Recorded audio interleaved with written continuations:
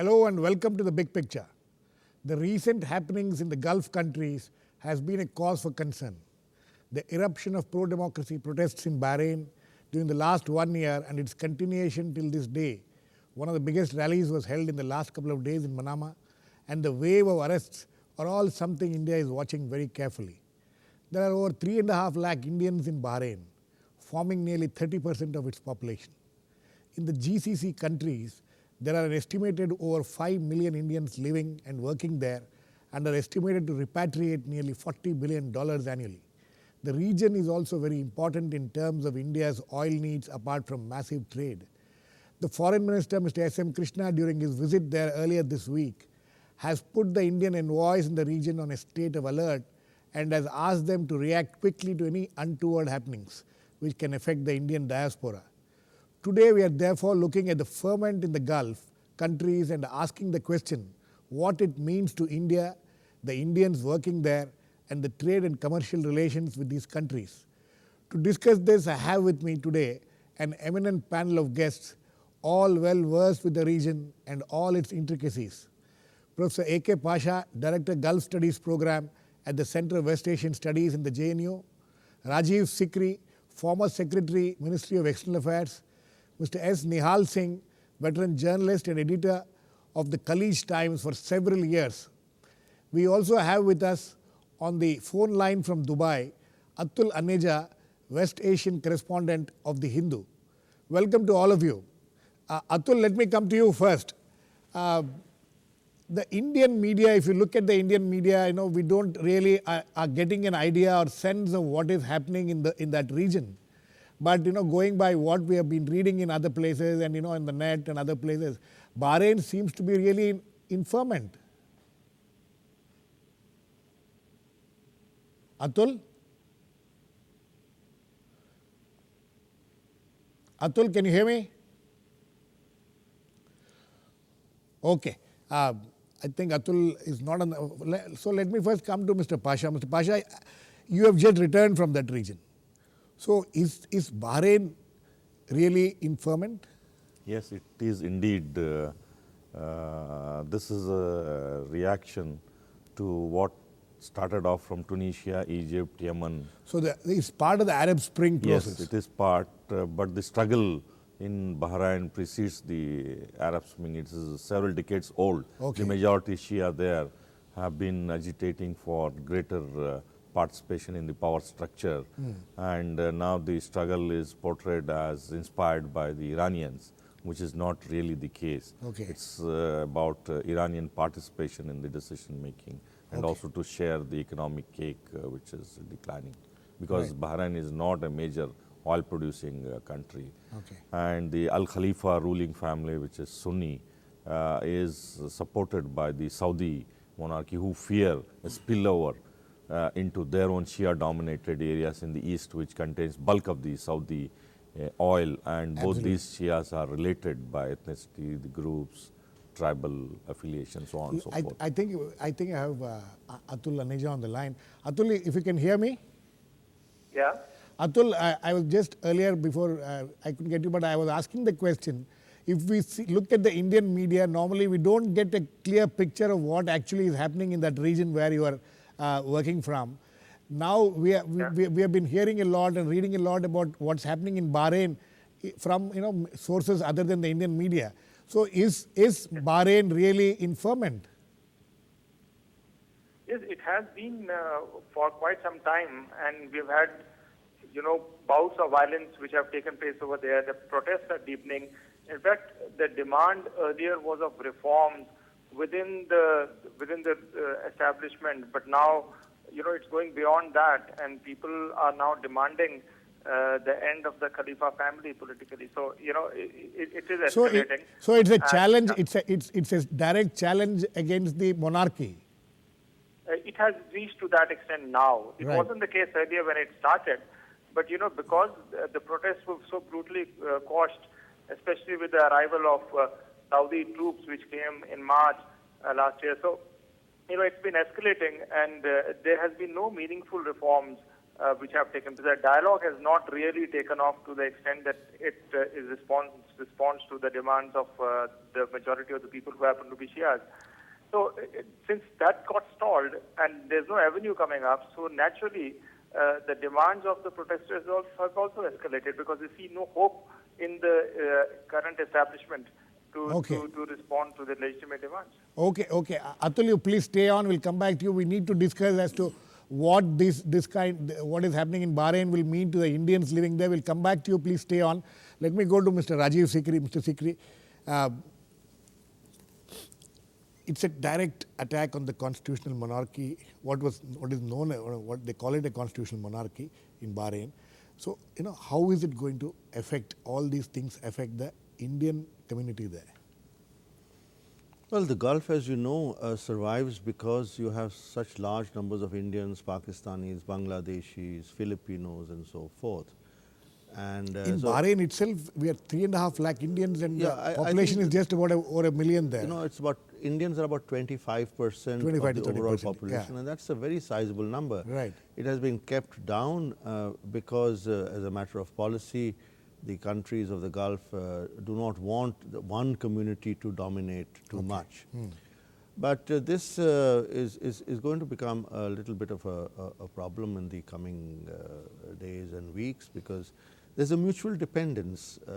The Gulf countries cannot survive without the Indians, and the Indians need the jobs, and we cannot have the Indians coming back in such large numbers. There are many issues involved here. One, how would you get back so many Indians? It's physically and logistically impossible. It's a nightmare. It's impossible. I mean, you remember the Kuwait operations in 91. Right. Now, since then, now there are about 6 million Indians in the Gulf. It's just impossible to get them back. And if you get them back, there would be huge domestic implications in some states, particularly Kerala. So I think that the Indians are there to stay for the foreseeable future. And we need to ensure that somehow the countries remain stable. There are two elements. One is the democracy, the urges of the people. But I think that our interests are primarily those of the Indians, and of course our energy security. Absolutely. I think we like democracy, but it cannot be a prescriptive approach that India adopts, which is why I think that our vote on Syria, it seemed inexplicable to many, but I think that one of the factors that may have guided our decision was that the GCC countries were sponsoring that resolution. Absolutely. Mr. S.Nihal Singh, Mr. Sikri has raised very important points. Mr. Professor Pasha also was talking about it. See, the issue now is how far India will go. Like Mr. Sikri was talking about, it's a very tricky situation for India. We are also champions of democracy, but to what extent will we take a position on these things when it affects our interests directly? Well, I think there are two aspects to this. The first is, I believe that the Indians, and the large number of Indians who are there in the Gulf countries, cannot live in a bubble. They have to live with the people, surrounding people, although obviously India has certain interests. The other is India's national interests. Right. Now, Sikri has been emphasizing the national interest part of it. Absolutely. But the problem basically is that Indians cannot separate themselves entirely from what is happening around them and in the area. Right. So to the extent that there are disruptions of various kinds, to the extent that there is rioting and even worse, to that extent Indians are going to be affected as other people who are there, whether it's Bangladesh or Pakistan or Filipinos and so on. Right. So we have to strike a cautious line, but we have to consider the fact that this is a basic democratic movement. We cannot be against it. Right. We might not shout from the housetops, and we have to consider the fact that this is the Arab world catching up with the rest of the world in terms of their democratic aspirations. Let me go to Atul. How do you see the Indian the diplomatic community of India who are there in that region. Recently, Mr. Krishna was there. He has told them to be alert and things like that. But I'm sure they must have discussed a lot more about how to handle these situations. Apart from what we have just read in the media. There are several aspects. First of all, when you talk about Bahrain, right. That's an extreme case. You don't find that kind of a ferment, let's say in UAE, which has, it has a low, its own population is much less. Yeah. You don't find that kind of a situation here. Oman is a different case where there have been some protests in the past, and Saudi is another one. So it is not at this point a crisis situation overall in the Gulf, as I can see. But then, as far as India is concerned.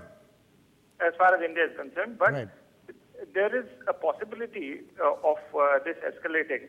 And I don't think that is in India's national interest at all, given the factors which other guests have already elaborated upon, the kind of remittances we get, the sheer size of over 6 million expatriates over there.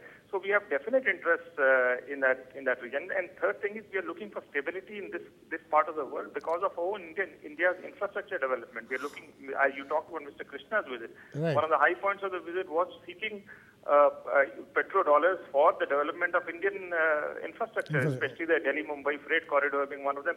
So we need stability in this. So we can't be bystanders anymore. I think it's time for India to interject very clearly to help diffuse this crisis. And one of the areas where they can do is, perhaps at least start doing it, is to look at the Saudi and Iranian Cold War, which is reflected in various theaters, including Bahrain. So you can't let this fester. And we have an interest in Iran, we have an interest with Saudi Arabia when it comes to issues like energy security and expatriates.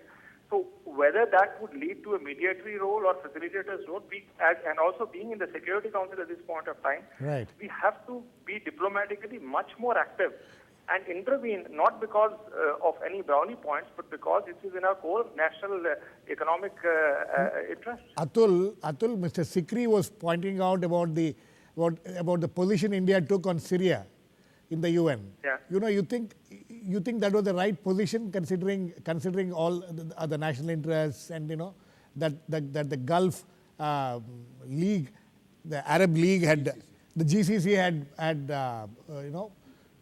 sponsored that kind of a resolution and things like that? I think we need to look at it in a far more fundamental way. The fact that Iran is intervening in Syria, the Russians and Chinese are doing as well, is because of, it justifies that because of the Palestinian issue. Right. It is to ward off the Israelis that the Iranians justify their activism both in Syria and then with Hezbollah in Lebanon. Right. So really, if you want an argument for it to de-escalate, that is the Iranians pull back, I think you've got to move on the track of the Israel-Palestine talks because that's really the key. Because once you have some traction coming over there, Iran loses justification to be there in Syria to the level it is, and with Hezbollah, your relations start normalizing with Israel. It's a new downward spiral which starts with that. Unfortunately, Absolutely. what has happened after the Arab Spring is a complete diversion from that issue and to the Iran issue and the Iran-Saudi Cold War. Nobody's talking about the core issue. Which needs to be addressed, but addressed in a fair way. You can't take a one-sided Palestinian position. You can't take a one-sided Israeli position. But India has an interest there. And I think we should be at the front line now of Middle East peace talks because we have relations which are good both with Israel as well as with the Arab side. Okay. Mr. Sikri, interesting points he has made. And what he's talking about, to ensure stability in the region, India needs to play a mediator's role. But, it's going to be a balancing act. It's really a tough diplomatic challenge. I think Atul has made some very valid points. India is a country that has interests vis-a-vis the Arab countries, the Gulf countries in particular, with Iran and with Israel. Right. All three are important. And therefore, it is and we have 6 million Indians there. Absolutely. So we cannot just sit back. $40 billion or maybe more. So we have to have a more activist diplomatic role, and we have to use our diplomatic clout, our political clout, to try and get everyone at least around a table. Right. I mean, we should be playing the kind of activist diplomacy that we saw Mr. Nehru play in the late 40s, early 50s and so forth, when there were crisis situations around the world. Right. When India's... Another era. Of course, but I'm just talking about that, but we were also playing a much weaker hand at that time. And yet, we can be diplomatically more active. I think we should be trying to convene some kind of a forum like the CSCE, that's the European one, or the ARF, where we try and get all the countries in the region and with interest in the region around the table. Mr. Sikri will continue this discussion. We need to go into a short break now. Please keep watching. We'll come back very soon.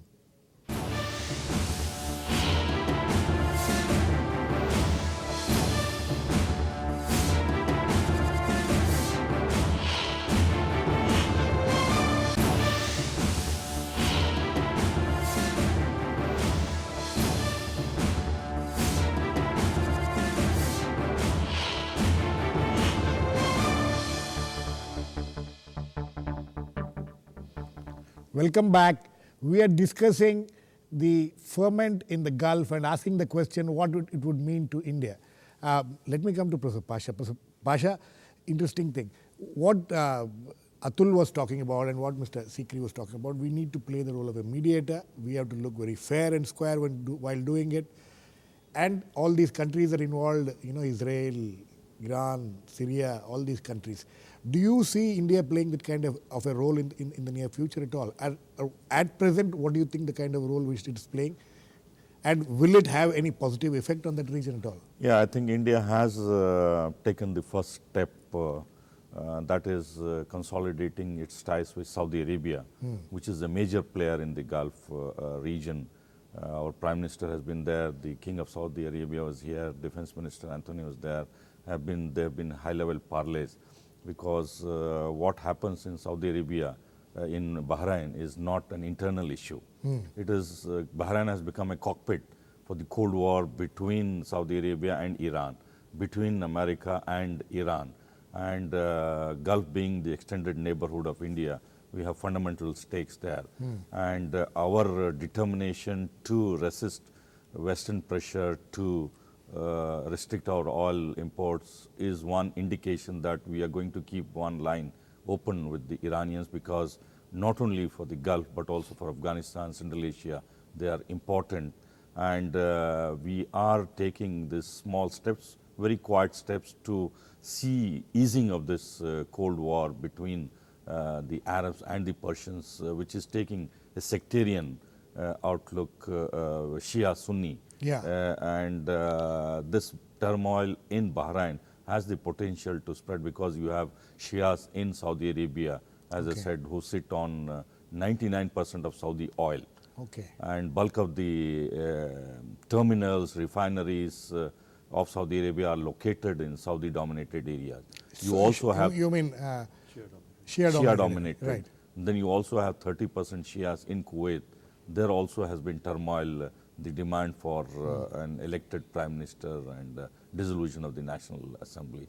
So all of this necessitates India take an increasingly important role to diffuse the crisis. Mr. Nihal Singh, what Prof.A.K.Pasha is talking about, increasingly it's becoming a sectarian problem there.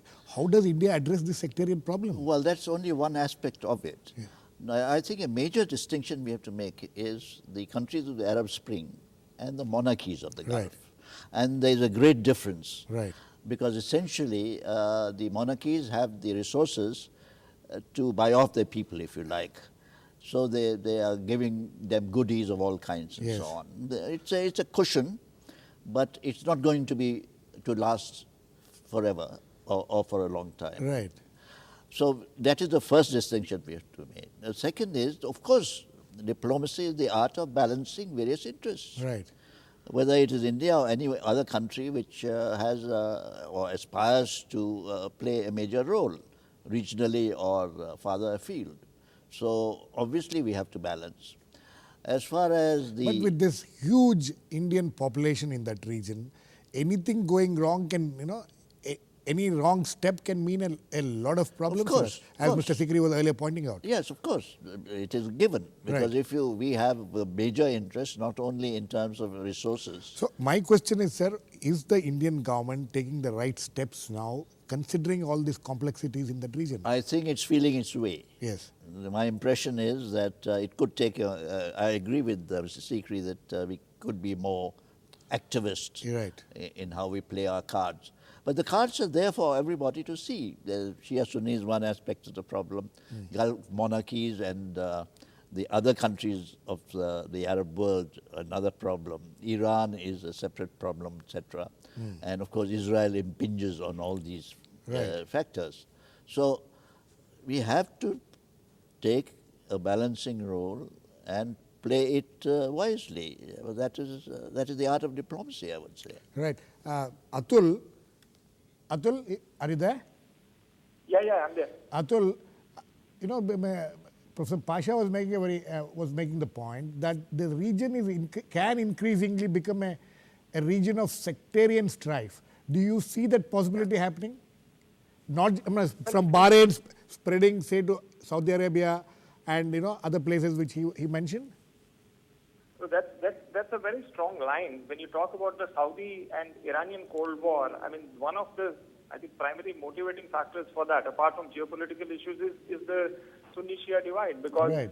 Saudi fears that, after the withdrawal of the Americans from Iraq, the main player who has gained is Iran. And it's the Shiite Iran and Shia-dominated Iraq which have come to the fore. I mean, and then you go further down, you have an Alawite system in Syria, and Alawites are also a Shia, a branch out from the Shias. And further into Lebanon, you have the Hezbollah. What many of the Sunnis are talking about is the rise of a Shia crescent, they say. So that's a very important line which is feeding into this Cold War and these tensions. But as far as India is concerned, I don't see, when it comes to trying to sort of being a facilitator, if possible, between Saudi and Iran, we need to get into the sectarian thing at all. I would just go back to the point which Mr. Sikri was making about an alternative forum, platform where India promotes its interest. Yeah. I think one new thing which has happened is the BRICS, which has come into play. If you talk about the dependence on the Gulf, the bulk of the oil is not going to the West now, but it's going east. It's going to India, it's going to China, it's going to Japan and Korea. I mean, if you need a new structure emerging, it probably has to include the eastern countries. We shouldn't do it unilaterally. It has to come either within the BRICS format, but again, we need not come out with a Cold War structure as if a new alliance is emerging vis-a-vis the Americans. Absolutely. I think we need, Let we me- need an alternative structure to address this collectively rather than individually. Right. Atul, let me get back to Mr. Sikri. Mr. Sikri is talking about a BRICS kind of a strife. BRICS itself, you think, can Well, do something I think about the this? fact that at the recent Delhi summit of the BRICS, Right. the countries came out with a very strong On position Syria on especially. Iran and And Syria Syria. and Israel, Palestine, was a kind of a signal to the West that, look, you cannot just go your way. You have Right. to consider the alternative point of view. In this context, I want to make a point that the discussions that resumed with Iran on the nuclear issue are really avoiding the main concern. It is not so much the Iranian nuclear issue as trying to fit Iran into the regional structures Right. there. Because after the destruction of Iraq and Afghanistan, Iran's relative weight in the region has grown. And that's thanks to the Americans. So now they're trying to curb Iran, and Iran wants some guarantees that, they will not have a repetition of the Iran-Iraq war. Right. And of course, it has its own regional ambitions. So you have to put the nuclear question, in my view, in the larger context of Gulf security. And you'll have to bring in the Israelis and their undeclared nuclear program. So, do you think India will be able to Well, play of course, some kind of a role in this? India in bringing- must play a role because we are the But do you think- largest power which is in the vicinity Mr. of the Sikri, Gulf. do you think that the Indian Foreign Office mindset at present is in any way tuned to playing this kind of a role? Well, if it isn't, it should get tuned to it. I certainly hope it. I entirely endorse Yes, Professor Pasha. Sikri's point that, it's high time India puts its card and, even on a small major issue like piracy in Somalia, we have not been able to organize a conference, Right. which we should. And Gulf is much more important. I think when Mr. Krishna was in Dubai the other day, he was talking about the Somalian piracy aspect Yeah, also. but his emphasis was more on Indian workers, investments, trade, which is already there. Right. But we need to protect that in a big way, and the political initiatives of the kind which Atul Aneja mentioned the has kind to of be stuff undertaken. that Mr. Sikri was mentioning. Right. I thought Mr. Krishna's effort was to circumscribe the limits of Indian diplomacy rather than, launch into activist In role. fact, Mr. Singh, Mr. Nihal Singh, I wanted to ask you this question. What is stopping the Indian government from taking this lead? It has been happening, like Bahrain has been happening for the last 1 year. There has been clear indications about the problems in the region. It is not just in the last couple of weeks or months that it's happening. It's been there for the last maybe at least 1.5, 2 years or 3 years. Why is it that the Indian government is hesitant to take this kind of a proactive step? Yeah, to begin with, I think it is overcautious, more cautious than it That should was be. evident in the way it reacted to Syria first. Yes. Yes, but in terms of that vote, I would rather disagree with the earlier speakers, and I think India did the right thing when it supported the resolution. But the basic problem is very simple for Indian diplomacy. We know the contours. I think we'll have to go with some kind of a structure, whatever the structure might be, instead of going it alone, because I don't think we can manage it alone. Who are which other country do you think India can Well, rely upon on There are such an exercise? two sets of countries. One is, of course, the East Asian countries, Right. which are very important, leaving aside China for the moment. The other is China and Russia. So we can play it in several organizations. We don't have to restrict it to, say, BRICS. BRICS came along. So it means that, see, India cannot just think about its own interests as far as oil is concerned. So once you are assured that these things are not going to be disrupted, then we can sit back and relax. That is not the situation. No, it can't. We can't relax. Yes. Because events are moving at a very fast pace. Okay. And that is why I believe that the Gulf monarchies have a limited period of time in which to try to set their house in order. Okay. Mr. Nihal Singh, we are completely run out of time. Okay, so there is a huge challenge before the Indian government, the Indian diplomatic community, the Foreign Office, how to deal with the situation in the Gulf. As Mr. Atul Aneja earlier pointed out, you don't see that kind of ferment outside Bahrain in other countries, but there are warning signs. So India also needs to recognize and see those warning signs and react accordingly. And as all my guests on the program said, it has to take a proactive role in being a mediator and bringing about some kind of a stability in that region. Thanks to all my guests, Mr. Atul Aneja from Dubai, Professor Pasha, Mr. Rajiv Sikri and Mr. Nihal Singh. Thank you very much. Please keep watching. We'll come back with another issue on The Big Picture.